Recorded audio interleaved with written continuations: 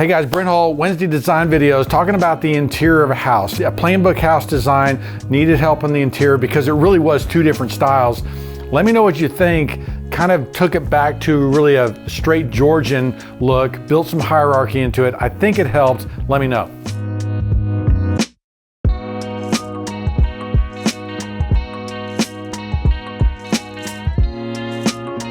Okay, so I'm doing an interior on a new house that was really funky. It was hard to figure out really what was going on. So try to show you here, basically kind of how I fixed the interior. And this is really an exercise in trying to get hierarchy and stuff going on.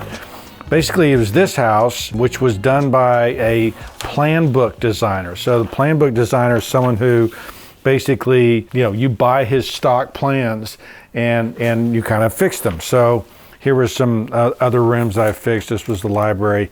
But you'll see what's happening here is one of these kind of oversized mantles and things that don't really go together. But the thing that was confusing me is that I thought there was a Georgian Revival house, but as I looked clearer, it was really a mix between Georgian Revival and Greek Revival, okay? So what they ended up with, and I couldn't figure out, is like this transom. Now the transom is, you see most commonly in Victorian houses. I suppose they're a little bit in Greek Revival, but this little corner block was kind of a key and the moldings were a key. But it was also a mix of like these paneled walls. And so I was really thrown for a loop of like, what am I even looking at? And so what I did was I ended up trying to fix a couple of the rooms because they really liked the Georgian look more than they liked anything else. And this is an exercise in interior trim. And you'll see this little trim here. And basically when I broke down the parts and pieces, and if you look at this crown, this is their crown, okay? Crown is in the dining room, foyer, and upper hall. And so maybe start at the top. We've got a cimation, corona, then it goes to a modillion. The modillion's a little funky. I like it when the proportions come down like this a little bit better. And you'll see I've changed it a little bit. Then it goes to a bed mold. This bed mold is kind of surrounding this. It's a weird bed mold. And so anyway, all of these different parts and pieces are weird. And so this is kind of what more a traditional Georgian thing, where you got your Cima, Corona, a modillion. And if you can kind of see underneath there, the proportion of his moldings are funky too, and so I'm evening them out a little bit, and you see that my crown is going to stop here, whereas his crown went all the way down to here, trying to fix these moldings, where he just has too many.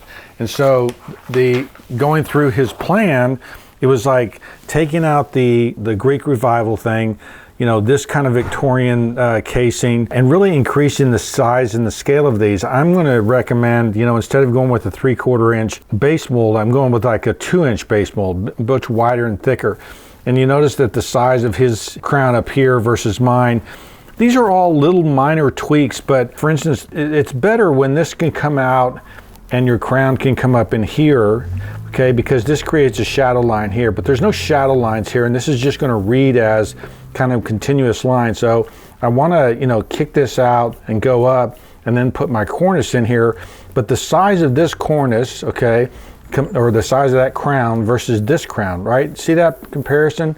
Typically, they're all within the same family of size. And so this was an interesting project because none of these quote unquote problems are going to ruin people's world, but little by little it ends up being just kind of crazy. And I was working on the foyer, and basically what happened here is as I was laying out the walls, because I was going to draw these walls for the client, I started realizing that there wasn't enough room.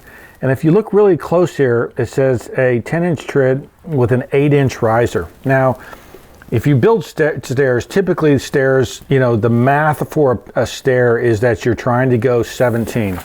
And so, what that means is if our magic number is 17, that means that the rise and the run, okay, of your stair need to equal 17.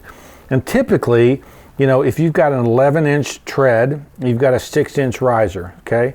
So that's your 17. Well, if they've got 8 in here, okay, and if 8 is your riser, that means your tread is going to be 9, okay? Well, if you've ever tried to come downstairs with a 9-inch tread, you realize that that is a very narrow, tight stair that's going to be hard to to manage. And so basically they hadn't allowed enough room to get up.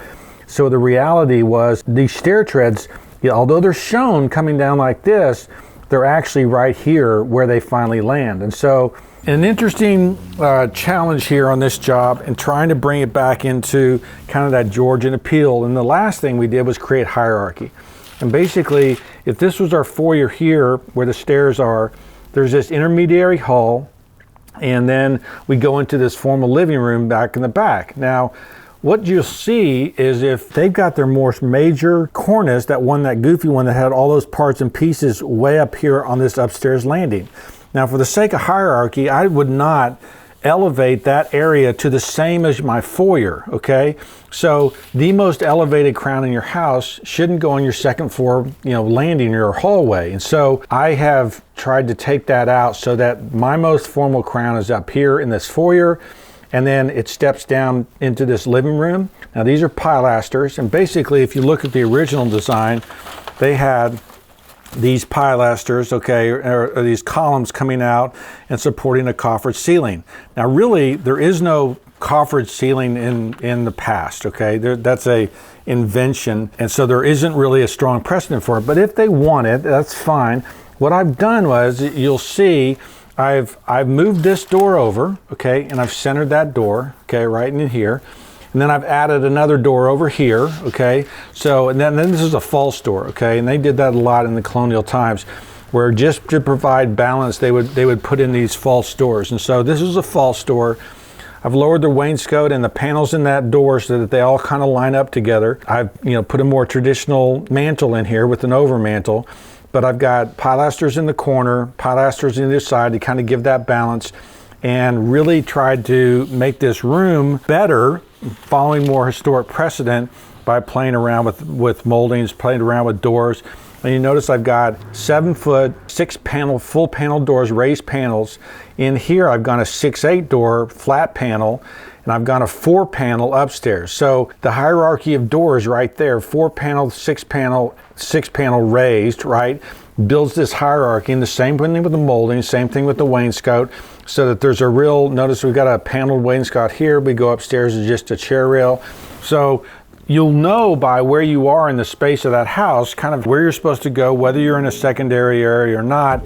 But hopefully playing around with the hierarchy, the placement of those doors, take us from this, where there is no really Ionic large pilaster like that in the Georgian era. Maybe in the Greek Revival, but we don't really want Greek Revival. So the Greek Revival causes us to take out these transoms, take out these moldings, take out these pilasters, at least perform the way they are, and give us something that's much more traditional. So there's working through one interior, Georgian versus Greek Revival. Let me know what you guys think. Okay guys, better, right? Pulling out that Greek Revival, pulling out that crazy transoms and everything else, I think helped that house. I think it grounded it in an historic period.